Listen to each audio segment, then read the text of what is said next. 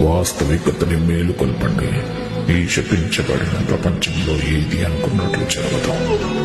మీరు ఎంతకాలం జీవిస్తారో అంత ఎక్కువగా మీరు గ్రహిస్తారు. ఈ వాస్తవంలో నిజంగా ఉన్నది కేవలం ముక్తి మాత్రమే. బాధ మరియు వ్యర్థము. వినండి, మీరు ఈ ప్రపంచంలో ఎక్కడ చూసినా, ఎక్కడ వెళుతూ ఉంటుందో అక్కడ ఎల్లప్పుడూ నీడలు కూడా కనిపిస్తాయి. విజేత అన్న భావన ఉన్నంత వరకు ఓడిపోయే వారు కూడా ఉంటారు. శాంతిని కాపాడాలనే స్వార్థపూరిత ఉద్దేశం యుద్ధాలను ప్రారంభిస్తుంది మరియు ప్రేమను రక్షించడానికి దేశం పుట్టిస్తుంది. వేరు చెయ్యలేని అనుబంధాలు, కారణ సంబంధాలు ఉన్నాయి.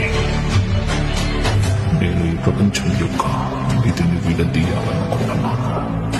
విజేతల యొక్క ప్రపంచం, శాంతిపూర్వకమైన ప్రపంచం, ప్రేమతో కూడిన ప్రపంచం. అలాంటి ప్రపంచాన్ని నేను సృష్టిస్తాను.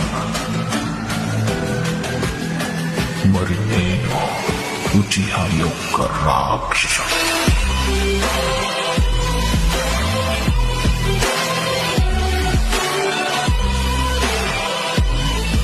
నిజంగా ఈ వాస్తవం